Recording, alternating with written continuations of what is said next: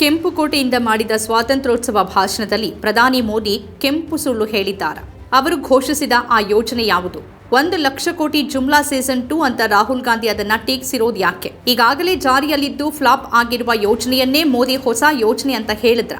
ಸ್ವಾತಂತ್ರ್ಯೋತ್ಸವ ಭಾಷಣದಲ್ಲಿ ಮೋದಿ ಘೋಷಣೆ ಮಾಡಿರುವ ಯೋಜನೆ ಈಗಾಗಲೇ ಆರಂಭವಾಗಿರುವ ಮತ್ತು ವಿಫಲವಾಗಿರುವ ಯೋಜನೆ ಆಗಿದೆ. ರಾಹುಲ್ ಗಾಂಧಿ ಅವರು ಅದರ ಬಗ್ಗೆ ಪುರಾವೆ ಒದಗಿಸಿ ಟ್ವೀಟ್ ಮಾಡಿದ್ದಾರೆ.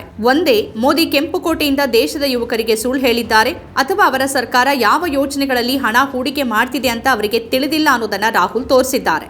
ಸರ್ಕಾರ ಸಂಸತ್ತಿನಲ್ಲಿ ಮಂಡಿಸಿದ ಅಂಕಿ ಅಂಶಗಳನ್ನೇ ಇದಕ್ಕೆ ಪುರಾವೆಯಾಗಿ ರಾಹುಲ್ ಕೊಟ್ಟಿದ್ದಾರೆ. ಹಾಗಾದ್ರೆ ಮೋದಿ ಈ ದೇಶದ ಯುವಕರಿಗಾಗಿ ಅಂತ ಘೋಷಿಸಿದ ಯೋಜನೆ ಯಾವುದು? ನಮ್ಮ ದೇಶದ ಯುವಕರಿಗಾಗಿ 1,00,000 ಕೋಟಿಯ ಯೋಜನೆ ಪ್ರಾರಂಭಿಸ್ತಾ ಇದ್ದೇವೆ. ಪ್ರಧಾನಮಂತ್ರಿ ವಿಕಾಸ್ ಭಾರತ್ ರೋಜ್ಗಾರ್ ಯೋಜನೆಯನ್ನ ಇಂದು ಆಗಸ್ಟ್ 15ರಿಂದ ಜಾರಿಗೆ ತರಲಾಗ್ತಿದೆ.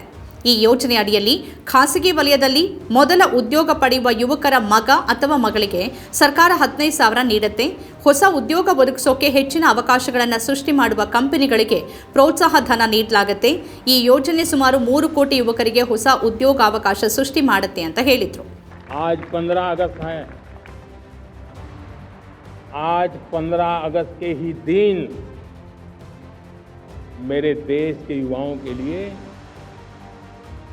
1,00,000 करोड़ रुपए की योजना हम चालू कर रहे हैं, लागू कर रहे हैं.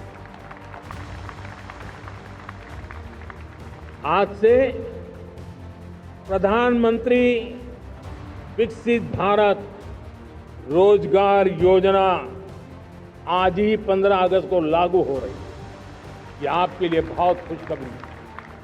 इस योजना के तहत निजी क्षेत्र में पहली नौकरी पाने वाले नौजवान को बेटी को 15,000 रुपया सरकार की तरफ से दिए जाएंगे. कंपनियों को भी नए रोजगार देने के अवसर जो भी ज्यादा जुटाएगा उनको भी प्रोत्साहन राशि दी जाएगी. ಅಂದ್ರೆ ಮೋದಿ 1,00,000 ಕೋಟಿ ರೂಪಾಯಿ ಯೋಜನೆಯನ್ನ ಈ ಸ್ವಾತಂತ್ರ್ಯೋತ್ಸವದಂದು ಘೋಷಣೆ ಮಾಡಿದ್ದಾರೆ.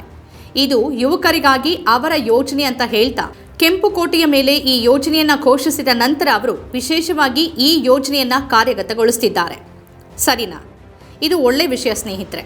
ಆದರೆ ರಾಹುಲ್ ಗಾಂಧಿ ಅವರು ಇದರ ಬಗ್ಗೆ ಟ್ವೀಟ್ ಮಾಡಿ ತಾವು ಸಂಸತ್ತಿನಲ್ಲಿ ಮೋದಿ ಸರ್ಕಾರಕ್ಕೆ ಕೇಳಿದ್ದ ಪ್ರಶ್ನೆ ಮತ್ತು ಅದಕ್ಕೆ ಸಿಕ್ಕಿದ ಉತ್ತರದ ಬಗ್ಗೆ ನೆನಪಿಸಿದ್ದಾರೆ. ಸರ್ಕಾರವೇ ಕೊಟ್ಟಿರುವ ಉತ್ತರದ ಪ್ರಕಾರ ಈ ಯೋಜನೆ ಈಗಾಗಲೇ ದೇಶದಲ್ಲಿ ಜಾರಿಯಲ್ಲಿದೆ. ಅಲ್ಲದೆ ಇದು ಈಗಾಗಲೇ ವಿಫಲವಾಗಿರುವ ಯೋಜನೆ. ಮೋದಿ ಘೋಷಣೆಯ ಬೆನ್ನಲ್ಲೇ ರಾಹುಲ್ ಗಾಂಧಿ ಅವರು ಸಂಸತ್ತಿನಲ್ಲಿ ತಾವು ಕೇಳಿದ ಪ್ರಶ್ನೆಯ ವಿವರಗಳನ್ನು ಹಂಚಿಕೊಂಡು ಟ್ವೀಟ್ ಮಾಡಿದ್ದಾರೆ. 1,00,000 ಕೋಟಿ ಜುಮ್ಲಾ ಸೀಸನ್ 2 ಅಂತ ಟೀಕಿಸಿದ್ದಾರೆ.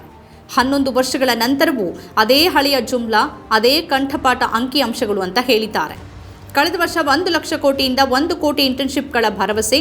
ಈ ವರ್ಷ ಮತ್ತೆ 1,00,000 ಕೋಟಿ ಉದ್ಯೋಗ ಯೋಜನೆ. ಮೋದಿ ಅವರ ಬಳಿ ಈಗ ಯಾವುದೇ ಹೊಸ ಆಲೋಚನೆ ಉಳಿದಿಲ್ಲ. ಈ ಸರ್ಕಾರದಿಂದ ಯುವಕರಿಗೆ ಉದ್ಯೋಗಗಳು ಸಿಗೋದಿಲ್ಲ, ಕೇವಲ ಜುಮ್ಲಾಗಳು ಅಂತ ರಾಹುಲ್ ಹೇಳಿದ್ದಾರೆ. ಈ ಪ್ರಶ್ನೆಯನ್ನ ಇದೇ ಮುಂಗಾರು ಅಧಿವೇಶನದಲ್ಲಿ ಕೇಳಲಾಗಿದೆ. 21 ಜುಲೈ 2025ರಂದು ಕೇಳಲಾಗಿರುವ ಪ್ರಶ್ನೆಗೆ ವಾಣಿಜ್ಯ ಸಚಿವಾಲಯ ಉತ್ತರಿಸಿದೆ. ನಿರ್ಮಲಾ ಸೀತಾರಾಮನ್ ಬಜೆಟ್ನಲ್ಲಿ ಖಾಸಗಿ ಉದ್ಯೋಗಗಳಲ್ಲಿ ಯುವಕರಿಗೆ ಸ್ಟೈಫಂಡ್ ನೀಡಲಾಗುತ್ತೆ ಮತ್ತು ಸರ್ಕಾರ ಆ ಹಣವನ್ನು ನೀಡುತ್ತೆ ಅಂತ ಭರವಸೆ ನೀಡಿದ್ರು. ಆ ಸಮಯದಲ್ಲೂ ಕಾಂಗ್ರೆಸ್ ಅದನ್ನು ಟೀಕಿಸಿತ್ತು. ಕಾಂಗ್ರೆಸ್ನ ನ್ಯಾಯಪತ್ರವನ್ನು ನಕಲು ಮಾಡಲಾಗಿರೋದಾಗಿಯೂ ಟೀಕಿಸಲಾಯಿತು. ಸಂಸತ್ತಿನಲ್ಲಿ ನೀಡಲಾದ ಉತ್ತರದಲ್ಲಿ ಸ್ಟೈಫಂಡ್ಗಾಗಿ ಸ್ವೀಕರಿಸಿದ ಒಟ್ಟು ಅರ್ಜಿಗಳು 10,77,000 ಅಂತ ಬರೆಯಲಾಗಿದೆ. ಅಂದರೆ ಆಫರ್ ನೀಡಲಾಗಿರೋದು 1,53,000 ಯುವಕರಿಗೆ ಮಾತ್ರ. ಅದರ ನಂತರ ಇಂಟರ್ನ್ಶಿಪ್ಗೆ ಸೇರಿದವರ ಸಂಖ್ಯೆ ಕೇವಲ 9,453. ಯಾಕಂದ್ರೆ ಸಂಬಳ ಬಹಳ ಕಡಿಮೆ ಇತ್ತು. ಯುವಕರು ಅದನ್ನು ಒಪ್ಕೊಳ್ಳೋಕೆ ಆಸಕ್ತಿ ತೋರಿಸಲಿಲ್ಲ. 1,53,000 ಯುವಕರಿಗೆ ಆಫರ್ ನೀಡಲಾಗಿದ್ದರೂ ಕೇವಲ 9,453 ಯುವಕರು ಆಫರ್ ಒಪ್ಪಿದ್ರು. ಹೀಗಿರುವಾಗ ಮೋದಿ ಮತ್ತೆ ಇದೇ ರೀತಿಯ ಯೋಜನೆಯನ್ನ ಘೋಷಣೆ ಮಾಡಿದ್ದಾರೆ. 2025ರ ಹೊತ್ತಲ್ಲೂ ಅದೇ ಥರದ ಯೋಜನೆ ಘೋಷಣೆ ಮಾಡಬೇಕಾದ ಸ್ಥಿತಿ ಇದೆ. ಈಗಾಗಲೇ ಕೆಂಪುಕೋಟೆಯಿಂದ ಬೇರೆ ಬೇರೆ ಹೆಸರುಗಳಲ್ಲಿ ಅದೇ ಯೋಜನೆ ಘೋಷಿಸಿದ್ದಾರೆ.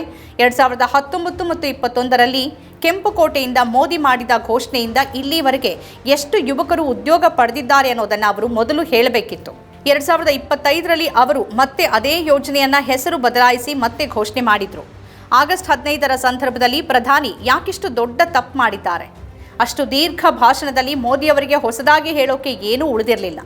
ಮೋದಿ ದೀರ್ಘ ಭಾಷಣ ಮಾಡೋದ್ರಿಂದ ಗಮನ ಸೆಳೀತಾರೆ, ದಾಖಲೆ ಅಂತ ಮಾಧ್ಯಮಗಳು ಹೇಳುತ್ತೆ. ಆದರೆ ದಾಖಲೆಯ ಆ ದೀರ್ಘ ಭಾಷಣದಲ್ಲಿ ನಿಜವಾಗಿಯೂ ಹೊಸತೇನಾದರೂ ಇದೆಯಾ?